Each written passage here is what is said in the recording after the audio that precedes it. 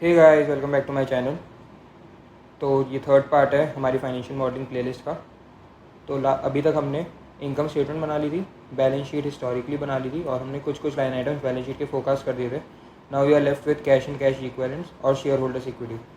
तो ये दोनों ही हमारी बैलेंस शीट का बैलेंस क्रिएट करते हैं, बाय विच आई मीन कि ये जो लाइन आइटम्स थे अभी तक, account payables, account receivables, PP, ये इंडिपेंडेंटली फोकस्ड हुए थे। इनमें हमें बाकी कुछ और चीज़ का क्या इम्पैक्ट है कुछ सोचना नहीं पड़ा था। बट इक्विटी एंड लाइबिलिटीज़ में शेयर होल्डर्स इक्विटी और एसेट्स में कैश एंड कैश इक्विवेलेंट्स, ये दोनों ऐसी चीज़ें हैं जो कि कैलकुलेट होती हैं कि बाकी चीज़ों के चेंज होने पे इनमें क्या इम्पैक्ट आया। तो इसको हम थोड़ा डिटेल में स्टडी करते हैं। तो फर्स्टली हम इस कॉलम की विड्थ कम कर देते हैं। पहले तो ऑल्ट एच ओ डब्ल्यू 0.5, हम यहाँ से फॉर्मेट और कॉलम विड्थ लेते हैं control alt V W, control alt we T. यहाँ पे हम लिखते हैं cash flow statement.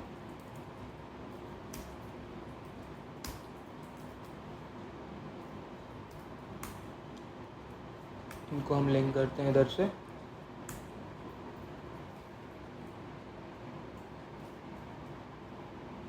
Alt H B N, border हम एंड में लगा देंगे। तो द थिंग इज़, हम जो अकाउंटिंग करते हैं वो हम एक्रूअल बेसिस पे करते हैं।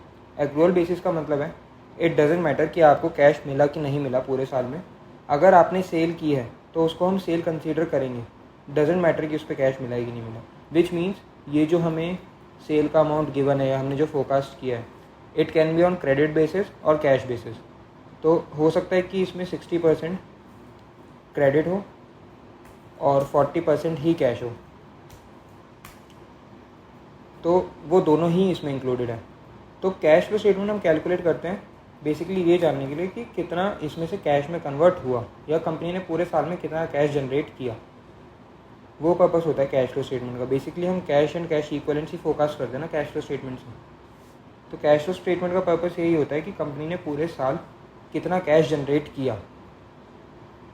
नेट इनकम से हमें पता चलता है कि पूरे साल में कंपनी ने कितना प्रॉफिट बनाया। इट डजेंट मैटर कि उसको कैश में मिला हो कि नहीं मिला। तो इसका अगर हम एक एग्जांपल देखें, सपोजिटली आप 100 पेन्स सेल करना चाहते हैं of 5 rupees each, alt H N general, 5 rupees each, ठीक है। तो टोटल आपकी सेल हो गई 500 की। सपोजिटली आपको इसकी कॉस्ट पड़ी 4 रुपीज़। तो आपकी कॉस्ट हुई टोटल 400। तो आपका प्रॉफिट हुआ 100 रुपीज़।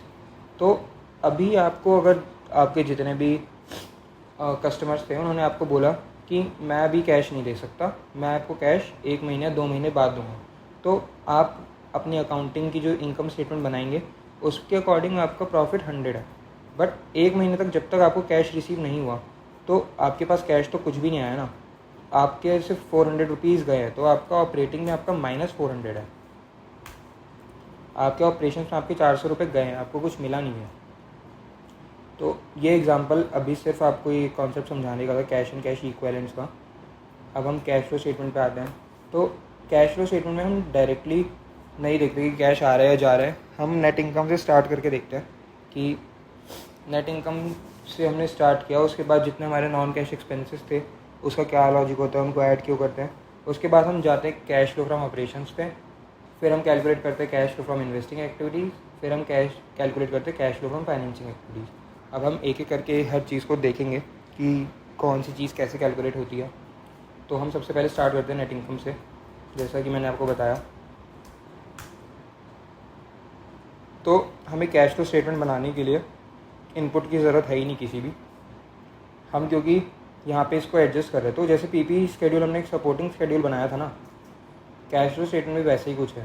तो हमें यहाँ पे हिस्टोरिकल डेटा की नीड नहीं है। तो मैं फोरकास्टेड नेट इनकम को लिंक करता हूँ।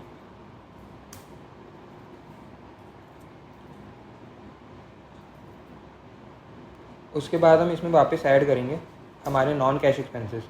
अभी इस मॉडल के केस में जो कि सिर्फ डेप्रिसिएशन ही है। तो हमने इसको वापस ऐड क्यों किया? जैसे कि मैंने आपको बताया कि नेट इनकम, अभी इसमें ज़रूरी नहीं है कि आपको सारा रेवेन्यू कैश में मिला हो, कॉग्स आपने जितनी लगाई सारी आपने कैश में पे की हो, तो इसमें एक्रूड और कैश बेसिस दोनों कंबाइंड है, ठीक है। तो प्रॉफिट आफ्टर टैक्स में भी दोनों चीज़ें कंबाइंड है। तो सबसे पहले हम इजीली जो कर सकते हैं कि हमने जो नॉन कैश एक्सपेंसेस थे हमारे, ऑब्वियसली नॉन कैश एक्सपेंसेस का कोई इम्पैक्ट पड़ता नहीं है कैश पर। अगर डेप्रिसिएशन, हम अपने एसेट की वैल्यू को डिप्लीट कर रहे हैं, उसको अगर हम माइनस कर रहे हैं, नहीं कर रहे, उससे कैश पर कोई इम्पैक्ट नहीं पड़ेगा। तो इसलिए हमें इसको वापस ऐड बैक करना पड़ेगा। तो मैं इसको लिंक करता हूँ हमारे पीपीई शेड्यूल से, जहाँ पे डेप्रिसिएशन है। उसके बाद हमें कैलकुलेट करना होता है कैश फ्लो फ्रॉम ऑपरेशन। तो कैश फ्लो फ्रॉम ऑपरेशंस में हम अपने करंट एसेट्स और करंट लायबिलिटीज़ लेते हैं कि हम अपने ऑपरेशन से कितना कैश जनरेट कर पाए। उसका मीनिंग क्या है वो अभी हम देखते हैं। तो अभी के लिए बेसिकली हमारे जितने भी एसेट्स, इक्विटी एंड लायबिलिटीज़ हैं, वो सब, उनमें जो भी चेंज हुआ है वो सब कैश फ्लो स्टेटमेंट में मूव करेगा। हमें बैलेंस शीट अपनी बैलेंस करनी है। वो तभी हो सकती है कि जो भी हमने इधर चेंज किया है ऑलरेडी बैलेंस शीट में, उसका इम्पैक्ट इन दोनों में है, तभी हमारी बैलेंस शीट बैलेंस होगी वापस। तो जो भी हमने चेंजेस किए हैं वो सब हमें वापस कैश में एडजस्ट करने पड़ेंगे, तभी हमारी बैलेंस शीट प्रॉपर मैच होगी। तो वो कैसे होगा? अब सबसे पहले हम इनको हाईलाइट कर लेते हैं, ऑल्ट एच।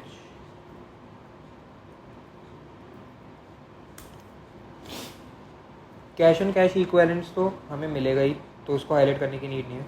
पीपीई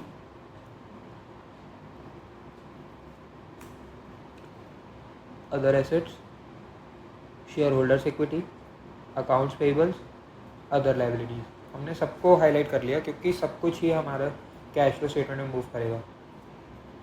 तो सबसे पहले हम करंट एसेट्स और करंट लायबिलिटीज़ पे आते हैं।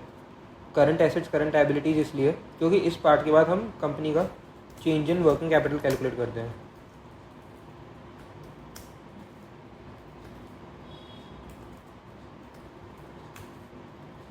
तो वर्किंग कैपिटल का मतलब ही करंट एसेट्स और करंट लायबिलिटीज़ से होता है।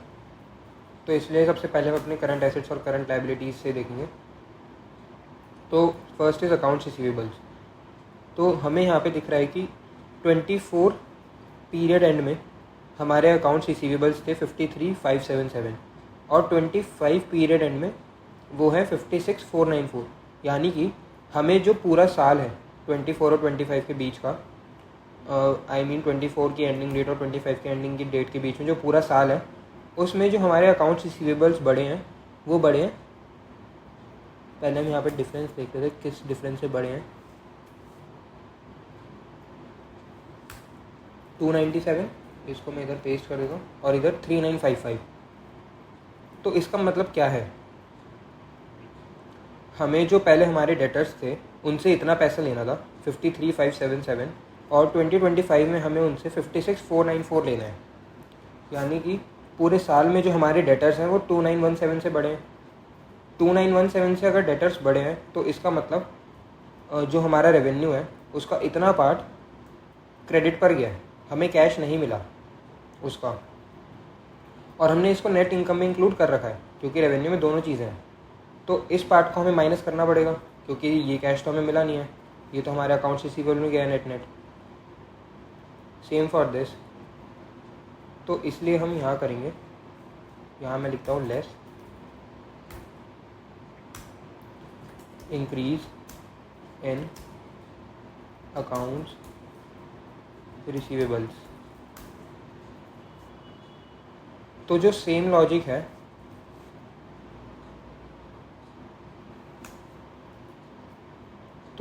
लॉजिक है वो सारे अदर एसेट्स, जो भी करंट एसेट्स हैं उन पर आएगा, जितने भी अदर करंट एसेट्स हैं सब पर आएगा। क्योंकि अगेन सेम थिंग है कि हमारा अगर कोई एसेट बढ़ा है जो कि हमारा वर्किंग कैपिटल का पार्ट है, तो यानी कि हमें उसके अगेंस्ट अभी पैसा मिला नहीं है, वो हमारा एसेट है, तो वो फ्यूचर में कन्वर्ट होगा कैश में। तो अभी हमें पैसा मिला नहीं है, हमने उसको नेट इनकम में इंक्लूड कर लिया, तो उसको हमें वापस हटाना पड़ेगा। तो इसलिए मैं यहाँ पे इंक्रीज इन अदर एसेट्स कर देता हूँ। वही सेम वे राउंड है, अगर ये इंक्रीज़ की जगह डिक्रीज़ है तो यहाँ पे अपने आप ही साइन चेंज हो जाएगा, क्योंकि हमने यहाँ पे कैलकुलेट किया है current year minus previous year. तो अगर करंट ईयर की वैल्यू कम हो रही है और प्रीवियस ईयर की ज़्यादा है तो उनका डिफरेंस अपने आप ही नेगेटिव में आ जाएगा इधर। सेम फॉर्मूला मैं इधर लगा देता हूँ अदर एसेट्स में, और इसको करता हूँ राइट की तरफ ड्रैग। इनको हमने डायरेक्टली लिंक किया था तो इसलिए इनमें कोई चेंज नहीं है। इसको भी हम यहाँ से फॉर्मेटिंग हटा देते हैं। अब हम आते हैं अकाउंट्स पेबल्स पर। अगेन पहले हम इसका डिफरेंस लेते हैं यहाँ पे।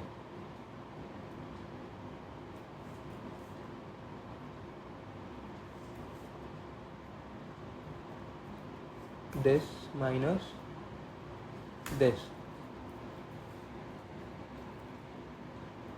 तो अकाउंट्स पेबल्स भी अगर आप देखें तो हमारे बड़े हैं, यानी कि हमें इतना कैश देना था और हमने दिया नहीं, बट हमने इनकम स्टेटमेंट बनाते टाइम दोनों को माइनस किया, यानी कि हमने इसको ऑलरेडी इनकम स्टेटमेंट में माइनस कर चुके हैं हम, पर हमें करना नहीं था इसको माइनस, तो इसको वापस ऐड करेंगे। सो इसलिए add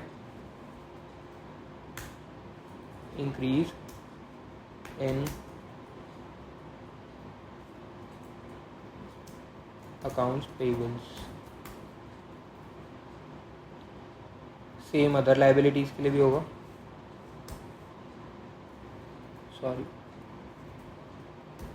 same for other liabilities, increase in other liabilities, this minus this. तो इतना पार्ट हमारा रिजेंबल करता है चेंज इन वर्किंग कैपिटल को। हमने करंट एसेट्स और करंट लाइबिलिटीज़ में चेंजेस देखा ना, तो that signifies change in working capital. तो अब हमारा आ जाएगा कैश फ्लो फ्रॉम ऑपरेशंस या ऑपरेटिंग एक्टिविटीज़।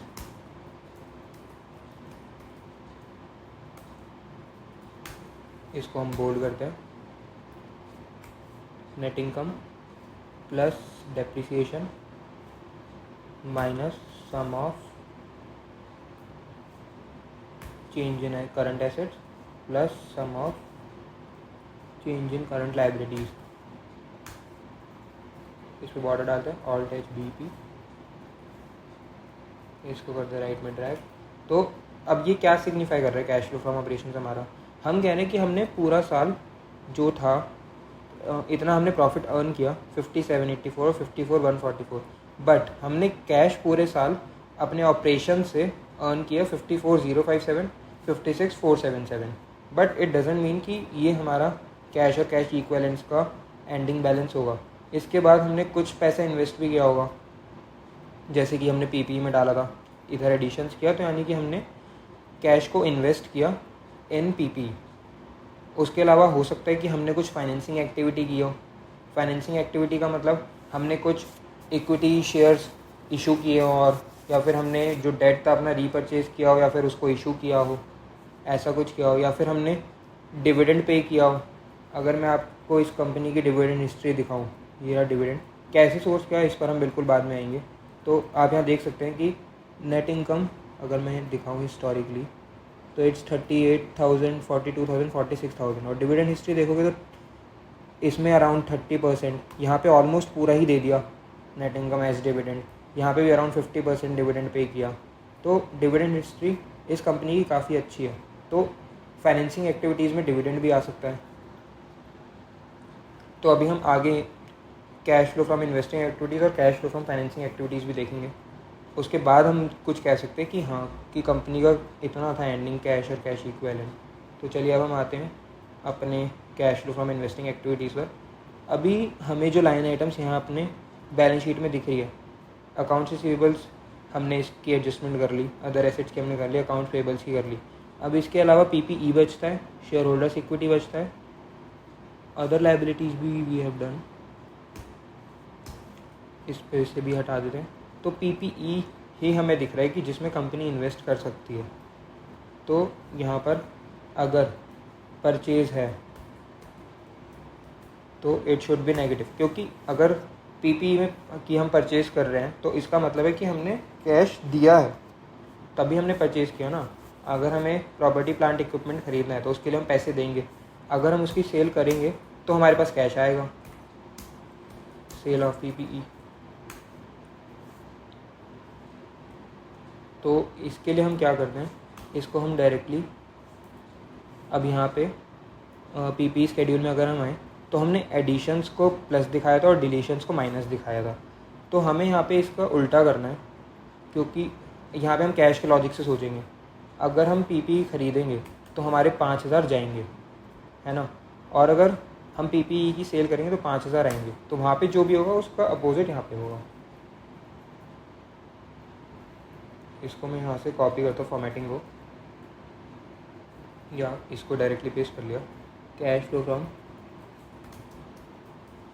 इन्वेस्टिंग एक्टिविटीज़, और इसको मैं करता हूँ यहाँ से लिंक। तो ये आ गया हमारा cash flow from investing activities. अब इसके बाद हमारी आएंगी cash flow from financing activities. उसके लिए हमें यहाँ देखना पड़ेगा कि अब हमारी कौन कौन सी लाइन आइटम्स बची हैं।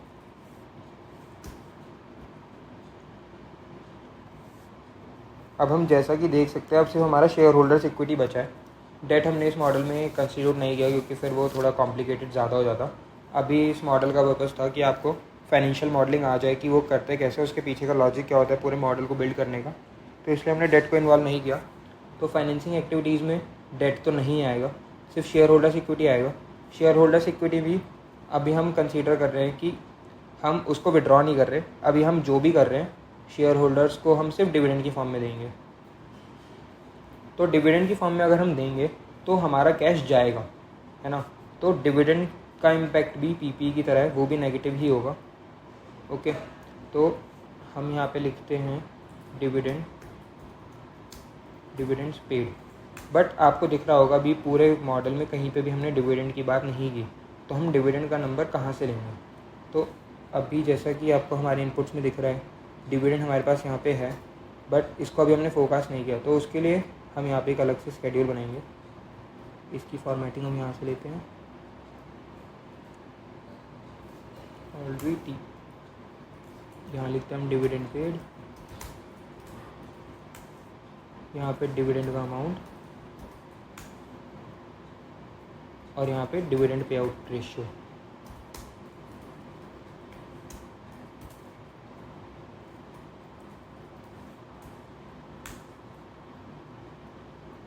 सो सबसे पहले डिविडेंड पेड, इसको हम यहाँ से लिंक करते हैं डायरेक्टली हिस्टोरिकली। इसको करते हैं राइट की तरफ ड्रैग, फॉर्मेटिंग हम इसकी यहाँ से लेते हैं Ctrl+Alt+T।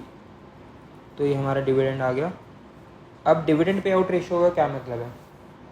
Dividend pay out ratio मतलब कि कितना डिविडेंड पे हो रहा है उसका हमें रेशियो कैलकुलेट करना है। तो रेशियो मतलब कि सपोजिटली कंपनी ने पूरे साल में 38,440 रुपये कमाए और उसने डिविडेंड दिया 13,375 का, तो कितना पैसा कमाया और उसमें से कितना बाहर गया मतलब कितना पे हुआ, वो बताता है हमें dividend pay out ratio. So basically dividend divided by उस पीरियड का नेट प्रॉफिट, Alt+H, इसको हम करते हैं परसेंटेज में कन्वर्ट। So it's around 35%। इसको मैं राइट की तरफ करता हूँ ड्रैग। तो यहाँ पे अगर आप देखें तो ऑन एन एवरेज कंपनी की डिविडेंड पे आउट हिस्ट्री 63% के आसपास रही है। तो हम यहाँ पे अभी डिविडेंड पे आउट थोड़ा और ज़्यादा ले लेते हैं, क्योंकि यहाँ पे हमें कोई डायरेक्ट ट्रेंड तो दिख नहीं रहा, बट हिस्टोरिकली दिख रहा है कि कंपनी काफ़ी अच्छा डिविडेंड पे करती है। हम इसको अभी के लिए 70% लेते हैं। यहाँ से मैं फॉर्मेटिंग करता हूँ पेस्ट, और ये नंबर्स तो आप खुद भी चेंज कर सकते हैं जैसे आपको ठीक लगे, आपका जो भी लॉजिक हो। Alt+HFC। सो डिविडेंड पेड के लिए अगेन हमें जो हमारा डिविडेंड पे आउट रेशियो है इसको वापस मल्टीप्लाई करना होगा नेट प्रॉफिट से, क्योंकि ये 70% ऑफ नेट प्रॉफिट है, जैसे कि हमने डिविडेंड पे आउट रेशियो के फॉर्मूले से देखा था। तो डिविडेंड पेड को बैक कैलकुलेट करने के लिए हमें इसको मल्टीप्लाई करना होगा नेट प्रॉफिट से। इसका हम कलर चेंज कर देते हैं। तो ये हमारा इस साल का डिविडेंड आ गया।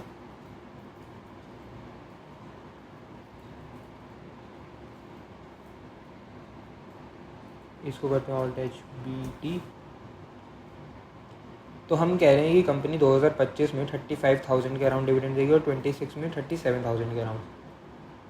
तो यहाँ पे हमने लिखा डिविडेंड पेड, तो इस पे भी हमारा कैश जाएगा, राइट। तो इसको हम करते हैं माइनस और इसको करते हैं राइट की तरफ ड्रैग, इसको कॉपी करते हैं,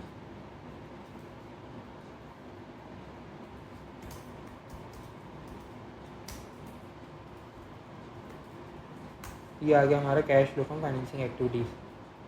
तो हमारे पास तीनों एक्टिविटीज़ से कैश आ गया कि ऑपरेशन से इतना आ रहा है, इन्वेस्टिंग से इतना आ रहा है जा रहा है, फाइनेंसिंग से इतना जा रहा है।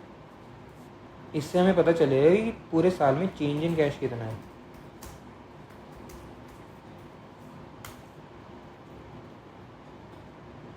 पूरे साल में, क्योंकि एक्टिविटीज़ हमारी पूरे साल की हैं, तो इससे हमारी कैश में कितना फ़र्क आएगा वो हमें पता चलेगा इससे। उसके लिए हमें क्या करना है, ऑपरेशन से जितना आया, इन्वेस्टिंग से जितना आया और फाइनेंसिंग से जितना आया, तीनों को ऐड कर लिया। अभी के केस में इन्वेस्टिंग और फाइनेंसिंग से जा रहा है तो वो ऑटोमेटिकली माइनस हो जाएगा क्योंकि यहाँ पे माइनस का साइन है। तो मैंने इसको किया यहाँ पे एंटर और इसको किया राइट में ड्रैग, तो हमारे पास दोनों साल के चेंज इन कैश आ गए। उसके बाद अगर हमें कैलकुलेट करना है कि पूरे साल में क्या चेंज हुआ, वो हम कर चुके हैं ऑलरेडी। तो और अब हमें देखना है कि इस साल का एंडिंग बैलेंस क्या होगा कैश का, वो देखने के लिए हमें कैलकुलेशन करनी होगी। हम पहले लेंगे opening balance of cash, cash by mean आए और कैश एंड कैश इक्विवेलेंट्स।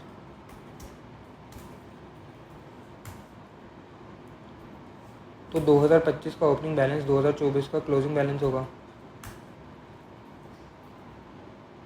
फिर उसके बाद यहाँ पे आएगा चेंज इन कैश,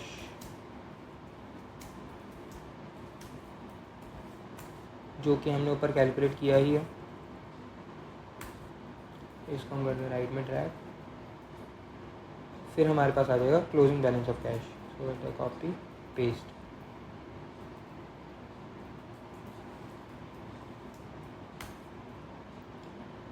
तो हमारा जो ओपनिंग बैलेंस है प्लस साल में जो भी चेंज हुआ उसको ऐड किया और इसको कर देते हैं हम राइट में ड्रैग। और जो हमारा 2026 का ओपनिंग बैलेंस है 2025 का क्लोजिंग बैलेंस होगा बीइंग सेम लॉजिक। तो इसको भी लिंक किया, यहाँ पे हम लगाते हैं टॉप बॉर्डर,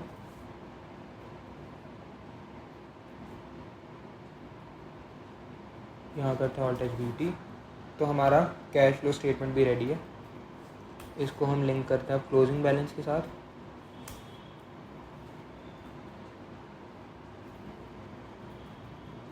तो यहाँ हमारा कैश फोरकास्ट हो गया। अब आप देख रहे हैं कि कैश फोरकास्ट हिस्टोरिकली बहुत ज़्यादा हो रहा है। उसको इन लाइन लाने के लिए आप यहाँ पर डिविडेंड पेड को बढ़ा सकते हैं।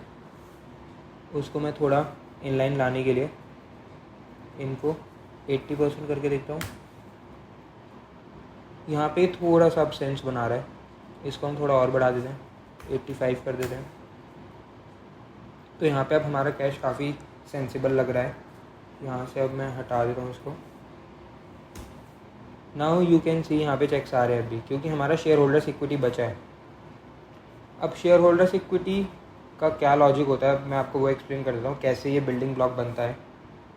तो सिंपल सा लॉजिक है, हमारे शेयर होल्डर्स इक्विटी में दो चीज़ें मेजरली होती हैं, एक तो equity share capital, secondly retained earnings. अभी हमने इस मॉडल में कंसीडर नहीं किया कि शेयर कैपिटल विदड्रॉ हुई है, तो वो ऑब्वियसली कंसीडर की जाएगी कि सेम चल रही है हर साल। बट रिटेन अर्निंग क्या होती है, आपने पूरे साल अर्न किया 50,784 और आपने शेयर होल्डर्स को डिविडेंड दिया 43,166। तो आपने रिटेन कितना किया, आपने रिटेन किया प्रॉफिट आफ्टर टैक्स माइनस जो भी आपका डिविडेंड है 7618, ये अमाउंट आपने रिटेन किया। तो उसको हमें यहाँ पे अकाउंट करना पड़ेगा।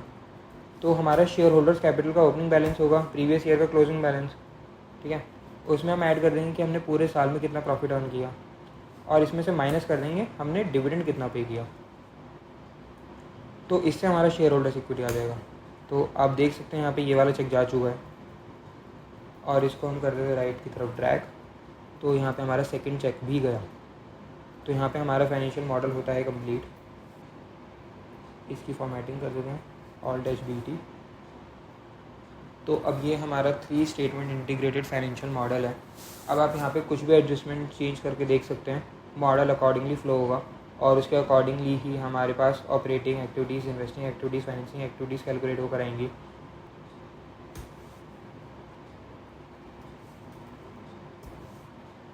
आप यहाँ पर कोई भी एजम्पशन चेंज करोगे उसके अकॉर्डिंगली हमारे पास यहाँ पे नंबर्स चेंज हो जाएंगे। अगर मैं डिविडेंड चेंज करूँ, यहाँ पे मैं कर दूँ 90%, तो यहाँ पे आपको फाइनेंसिंग एक्टिविटीज़ में चेंज दिखेगा, कैश में चेंज दिखेगा। उसका इम्पैक्ट यहाँ पे भी आएगा कैश में और शेयर होल्डर्स इक्विटी में भी आएगा। इस मॉडल के बाद ही आगे कोई और मॉडल बनते हैं, जैसे कि अगर आपको DCF वैल्यूएशन करना है तो आपको पहले 3 स्टेटमेंट बनाना पड़ेगा। उसके बाद आप ऑपरेटिंग एक्टिविटीज़ माइनस केपेक्स करके अपना फ्री कैश फ्लो कैलकुलेट करोगे और फिर आगे अकॉर्डिंगली कंपनी को वैल्यू करोगे। तो 3 स्टेटमेंट मॉडल हमेशा फाइनेंशियल मॉडलिंग का बेस होता है। Without creating 3 statement model you can't build any other model. So I hope आपको 3 स्टेटमेंट मॉडलिंग इससे समझ में आई हो काफ़ी हद तक। I hope you like this series, this video. अगर आपको कुछ भी डाउट्स हैं, आप चाहते हैं कि मैं लेकर आऊँ, so please let me know that in the comment section. अभी के लिए बस इतना ही। Thanks for watching.